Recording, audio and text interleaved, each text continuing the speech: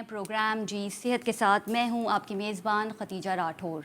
नाज़रीन, corona vaccine जहां पूरी दुनिया के लिए एक बुनियादी ज़रूरियत करार दी जा रही है, एक अशद ज़रूरत बन चुकी है, वहां पाकिस्तान में गुज़िश्ता रोज़ लाहौर के जिना हॉस्पिटल और सर्विस हॉस्पिटल में कोरोना वैक्सीन की 600 खुराकें गायब हैं। ज़राए के मुताबिक ये वैक्सीन आम शख्सियात को लगा दी गई हैं, जो कि आम आवाम को लगाई जानी चाहिए थी। लेकिन फिर सवाल ये भी है कि क्या इन लोगों को नादरा की जानिब से कोरोना वैक्सीनेशन सर्टिफिकेट दिया जाएगा भी या नहीं। नाज़रीन, अगर हम बात करें इदारे की, अगर हम बात करें अवाम की, तो जिसे मदीना रियासत बनाने की बात की जा रही थी, वहाँ क्या कुछ देखने में आ रहा है, इन सब पे हम बात करेंगे। हमारे साथ स्टूडियो में मौजूद है पाकिस्तान पीपल्स पार्टी से इनका ताल्लुक है सीनियर रहनुमा डॉक्टर राकेश, और इनके हमरा हैं एनालिस्ट महताब चांदीवाला। दोनों को प्रोग्राम में खुशामदीद कहते हैं। सबसे पहले रुख करेंगे डॉक्टर राकेश का। डॉक्टर राकेश, अफसोस के साथ कहना पड़ता है कि शायद पाकिस्तान वो वाहिद मुल्क है जहाँ पे कोरोना वैक्सीन जो हैं वो गायब हो रही हैं। लाहौर के अस्पतालों से 6 कोरोना वैक्सीन गायब हो चुकी हैं और अब तक इसका कोई डेटा मौजूद नहीं है। क्या समझते हैं आप, किन लोगों को ये वैक्सीन लगाई जा सकती है? Thank you.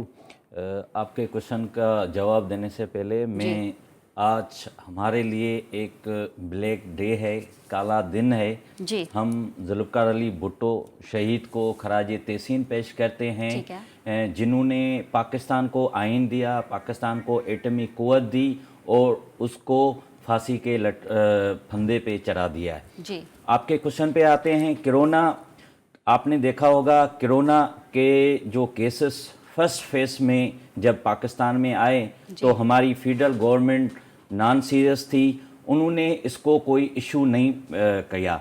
अब आपने क्वेश्चन किया है कि कोरोना वैक्सीन जो है ना वो गायब हो गई है जी। अब पंजाब हुकूमत, आपको पता है, पूरे पाकिस्तान को बताया कि पंजाब हुकूमत अब कौन चला रहा है, कैसे चल रही है, किस समत में जा रही है। वहाँ पे गरीब आवाम का कोई पुरसार नहीं है। गरीब आवाम को ना तो आटा मिल रहा था, ना चीनी मिल रही थी। अब गरीब आवाम में जो इस हुकूमत ने मुफ्त में चैरिटी बेसिस पे वैक्सीन खरीदी है आवाम के लिए, गरीब आवाम के लिए, वो वैक्सीन अपने दोस्तों को, अपने गेस्टों को, अपने स्पेशल मिनिस्टरों को, अपने मिनिस्टर की पूरी फैमिली को लगा रहे हैं, जो कानून की खिलाफ वर्जी भी है और आवाम के जो अच्छा, आपको ये लगता है कि मिनिस्टर्स की फैमिली को वैक्सीन लगाई जा रही हैं?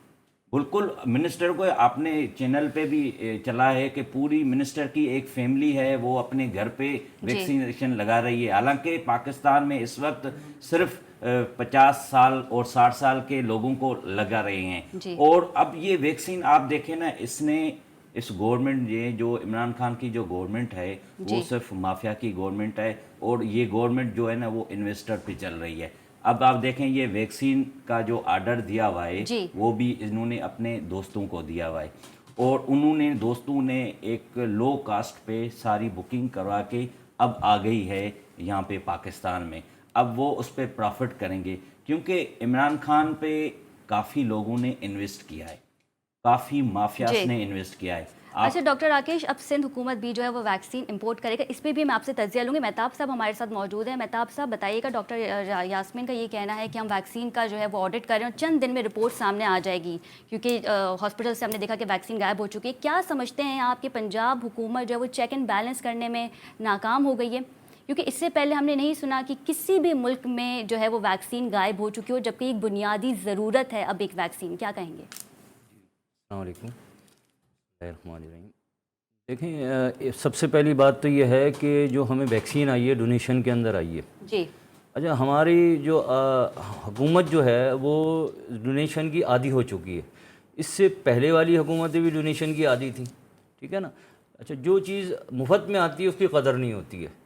अब ये जो आई है इसके अंदर इसकी जो हो चुका उसकी जो कमेटी बैठेगी, जो होगा, जो रिज़ल्ट आएंगे, जो हो चुका उसका तो कुछ भी नहीं करा जा सकता, लेकिन जो हो चुका उसके ऊपर इसके सख्त इक़दामात करने चाहिए ताकि इसके ऊपर बेहतरीन किस्म का एक्शन हो, ताकि आइंदा जो वैक्सीन आ रही है, अभी तो 6 लाख 7 लाख जो भी आई है वो है, अगर इसी तरह आती रही जैसा कि हमारे एक सिस्टम चल रहा है हेल्थ के अंदर, ڈپارٹمنٹ کے اندر جو سسٹم ہے، اگر اس سسٹم کو سختی نہیں کی گئی تو یہ ایسا ہوگا جو اصل اس کا جو جس کو لگانی چاہیے اور جو اس کا حقدار ہے اس کو تو نہیں ملیں گی. جی کیا ہوگا اس کے اندر جو سورسیبل لوگ ہوں گے، جو بھی کہتے ہیں وزراء کہتے ہیں، یا جو بھی بیوروکریٹس یا جس کو بھی کہا جائے ان کو لگ جائے گی جو سورسیبل ہوں گے.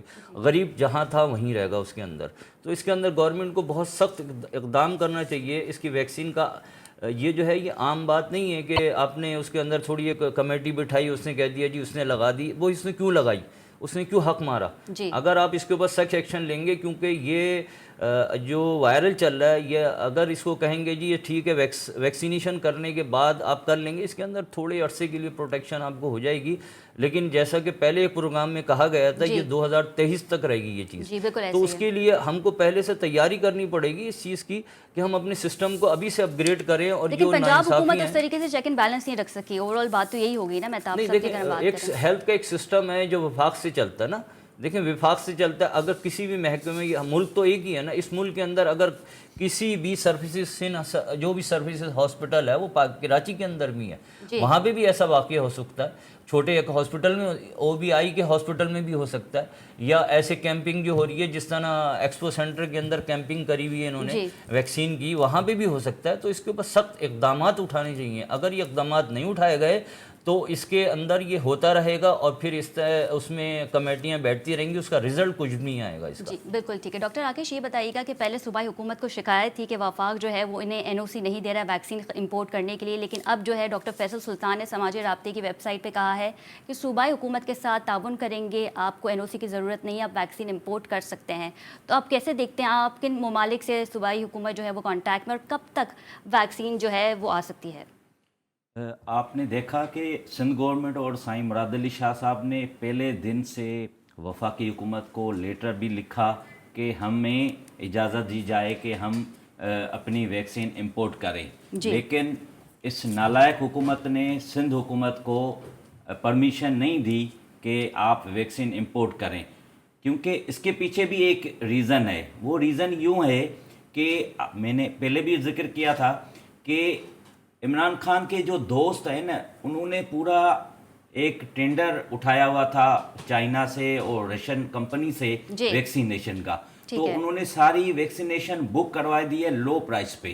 اب وہ ساری ویکسینیشن پاکستان میں آئے گی اور پاکستان کی عوام سے وہ پیسے نچوڑ کے جتنا ذرا سا جو تو ذرا خون پاکستان کی عوام میں ہے وہ بھی چوس کے یہ نکال جائیں گے. پہلے انہوں نے چینی اور آٹے کی صورت میں نکالا، دوائیں کی صورت میں نکالا، اب ویکسینیشن کی صورت میں یہ پاکستانی عوام سے پیسے نکالیں گے. اب اللہ کا بڑا شکر ہے کہ سندھ گورنمنٹ نے 10 ملین ڈوزز جو ہے نا ویکسینیشن وہ ہم نے امپورٹ کرنے کا فیصلہ بھی کیا ہے. اور ہم نے لیٹر بھی لکھا ہے. کیسینو بایولوجسٹ ایک کمپنی ڈسٹریبیوٹر ہے چائنا کمپنی کے، ان سے ہم نے کیا ہے. ڈاکٹر راکیش عام عوام تک اس کی رسائی ہوگی یا نہیں ہوگی، یا پھر ہم ایک خبر سن رہے ہوں گے کہ جی ویکسین جو ہے وہ چوری ہو گئی ہے؟ بالکل یہ عام عوام کے ہی لیے ہے. ہماری رجسٹریشن آپ نے دیکھا بھی ہوگا کہ 1 منتھ سے ہماری ویکسینیشن کی رجسٹریشن چل رہی ہے. ہماری ویکسینیشن کے پورے سینٹرز وہ بھی تیار ہیں.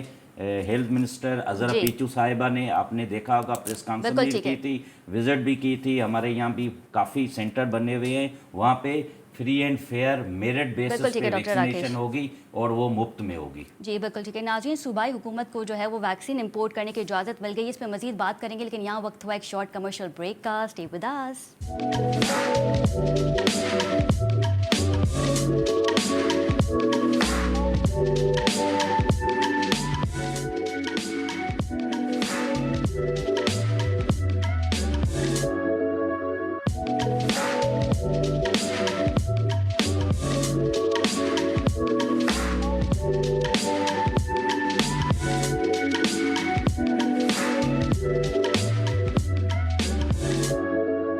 ناظرین welcome back from the break. Punjab کے بچوں میں 4000 کیسز سامنے آئے ہیں کرونا کے، جس کے بعد ہم نے دیکھا کہ تعلیمی ادارے بند کر دیے گئے. مہتاب صاحب کی جانب جاؤں گی. مہتاب صاحب، پاکستان کے جو پرائیویٹ اسکول فیڈریشن ہے انہوں نے لانگ مارچ کا کہہ دیا ہے کہ اگر تعلیمی ادارے نہیں کھلے تو 11 اپریل سے اسلام آباد کی جانب جائیں گے. کیا یہ فیصلہ درست ہے؟